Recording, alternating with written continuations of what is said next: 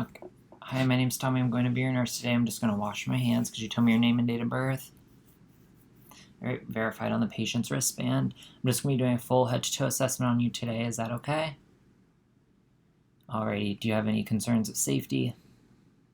Alrighty, then we'll just go ahead and get started. Could you please just tell me your name, where we are, and the time? Patient was able to do all three. We could note that the patient is alert and oriented ×3. His responses are appropriate and just for the situation.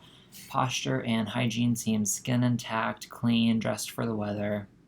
Appropriateness is confirmed. We're first going to start off with the head, eyes, ears, nose, and throat assessment. First, we're just going to inspect for any bumps, lesions. The hair distribution seems equal. Eyebrows are symmetrical. Eyelashes are full and equal. No parasites present. Next, we can just gently palpate the skull to feel any masses. There are none present, none noted. First, we can test for facial sensation, cranial nerve 10, and movement, which is cranial nerve 12. For the sensation, we would take a light object and just rub it on each cheek and ask the patient to notify us when they feel it. And on the forehead, patient was able to feel all 4 different ones, and we just ask the patient to smile. The patient is able to move their face, and it is symmetrical, and it passes that. Next, we're just going to inspect the external eyes for redness and discharge. We can lightly pull down. We want to make sure it's pink and moist, no discharge or green white discharge present. Pink corners, no mucus, no eye boogers present. The sclera is white. Next, we're just going to inspect for pupil size. Normal is 3 to 5. This patient seems to have about a 3 to a 4 millimeter size pupil. And we're just going to test the pupils to make sure they're reactive to light and accommodation. So we're just going, when this pupil constricts, this one should also.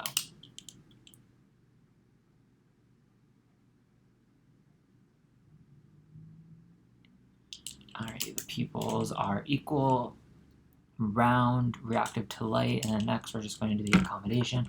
We just ask the patient to keep their eye here at the top of the pen. As I move it in, their eyes should cross and their pupils should constrict, which they do. Pupils are equal, round, reactive to light, and accommodation with the acronym PERLA.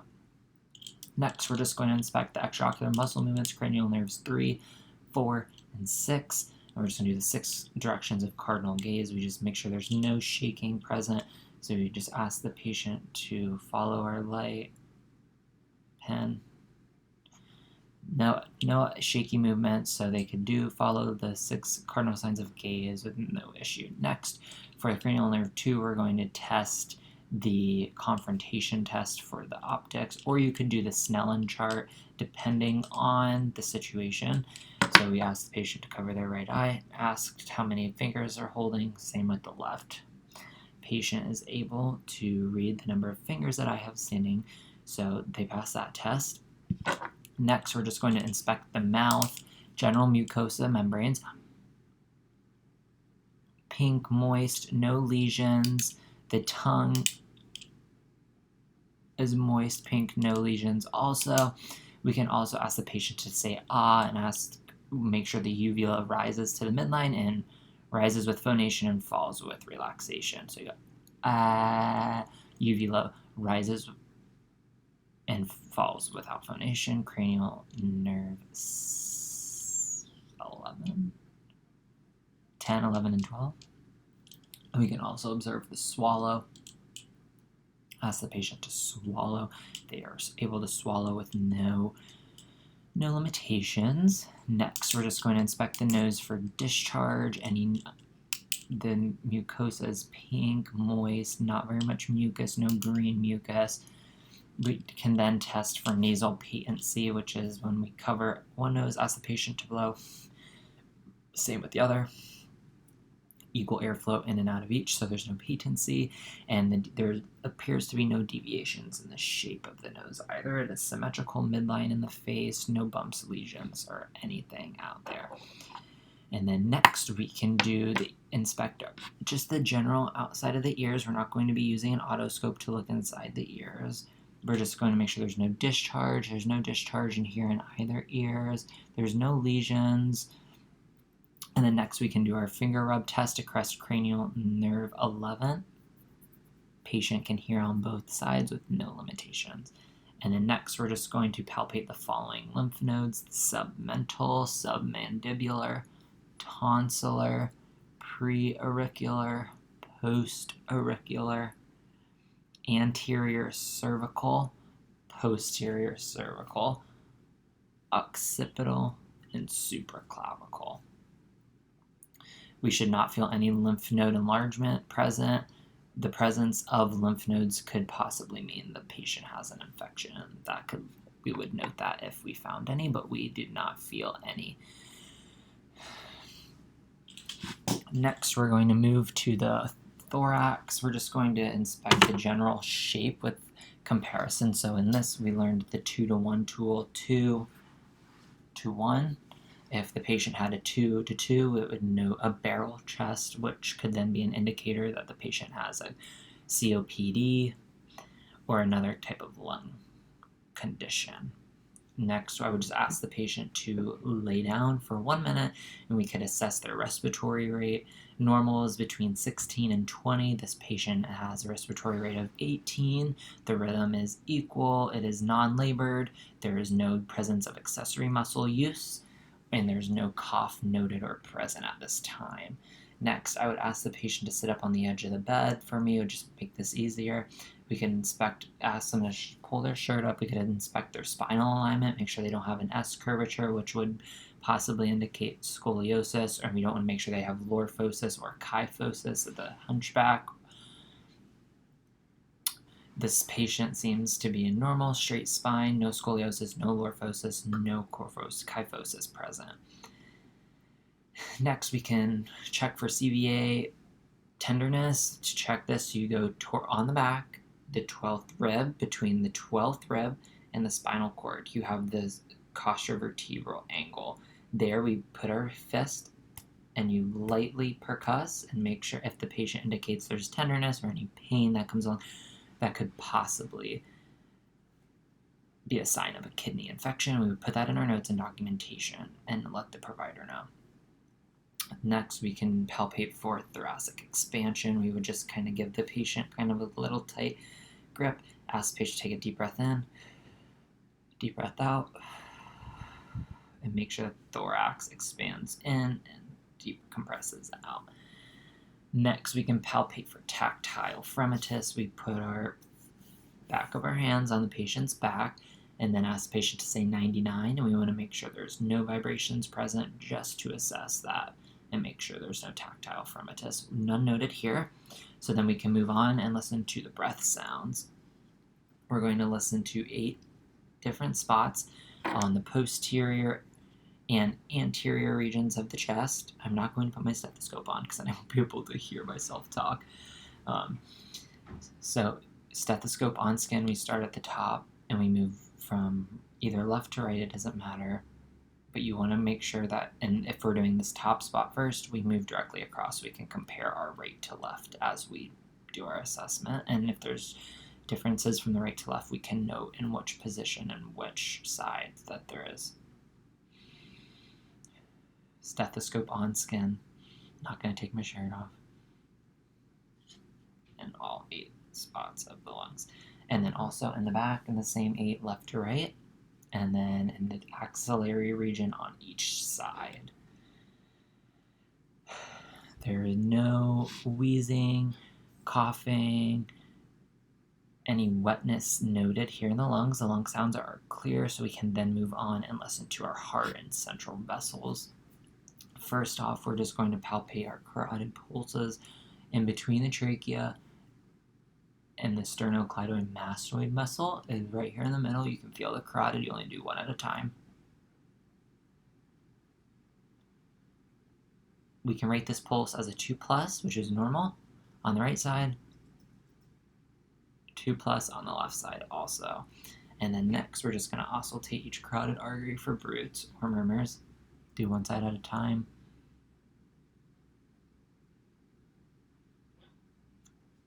None noted on the right.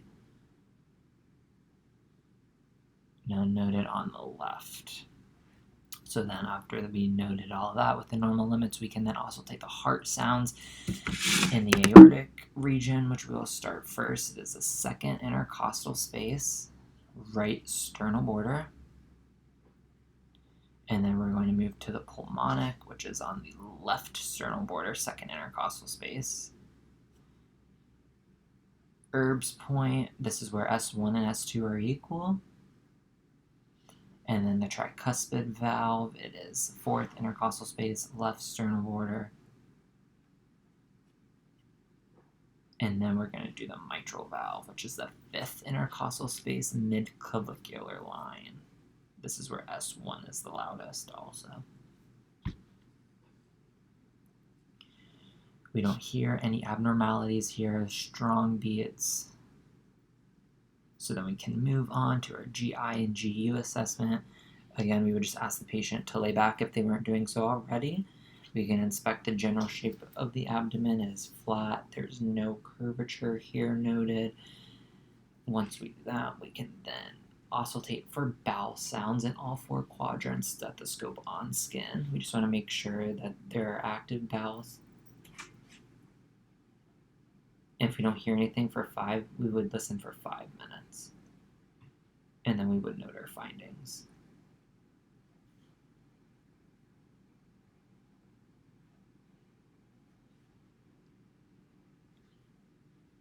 And then we can lightly palpate all 4 of those quadrants for any kinds of distension or tenderness. We would then just ask the patient to let us know, because in each different quadrant there's each vital organ, and if they have the left upper quadrant pain or right lower quadrant pain, it could then indicate possible appendicitis or different kind of conditions.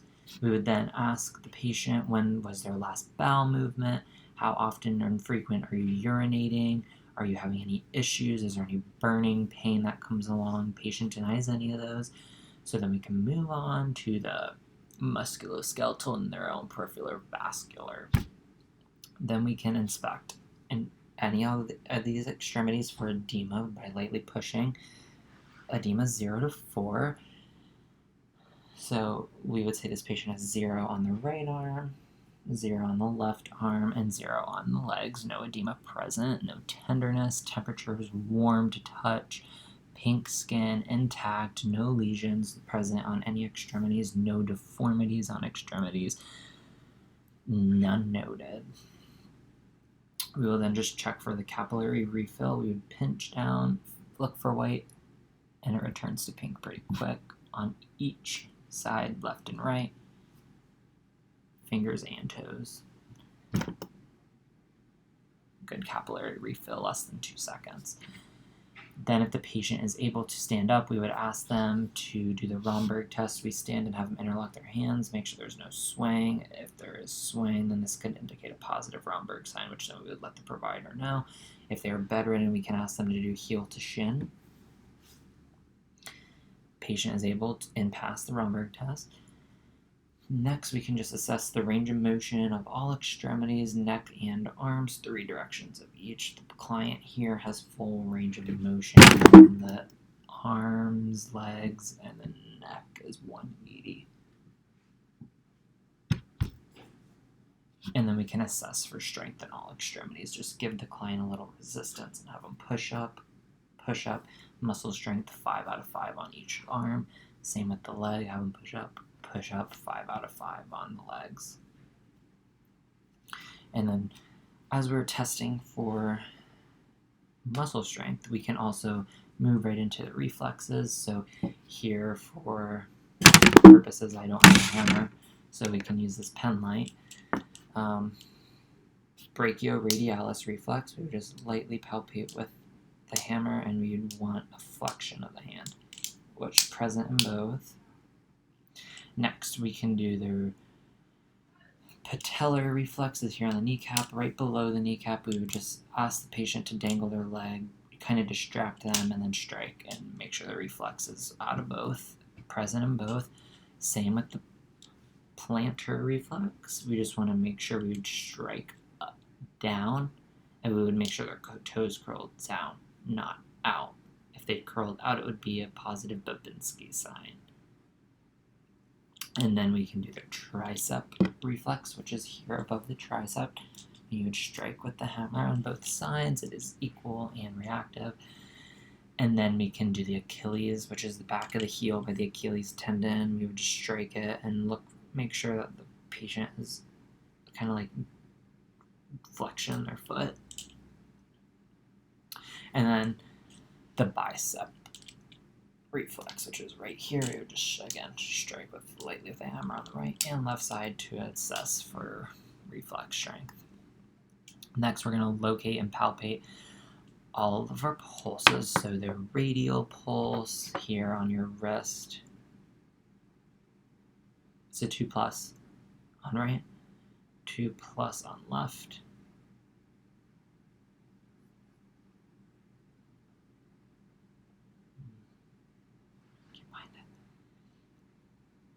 Popliteal pulse is right behind the knee, so we can kind of like grab the leg and place our thumbs and feel for a pulse.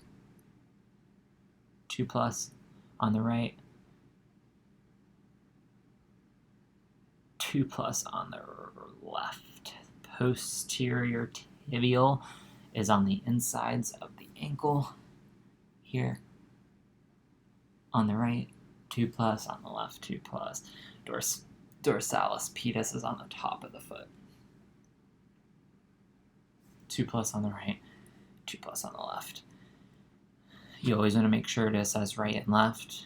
And if we could have a 3+ bounding pulse on one and a 2+ normal on another, which is fine. We just want to make sure we note it and put it in our notes so that the provider will know. Maybe it'll indicate there's something wrong with that limb or extremity.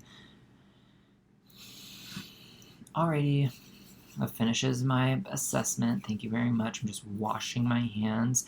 Is there anything I can do to make you more comfortable in bed? Alrighty, their collie is there on your blanket, on your lap. All your personal items are within reach on the table. Again, if you need us, call us, okay?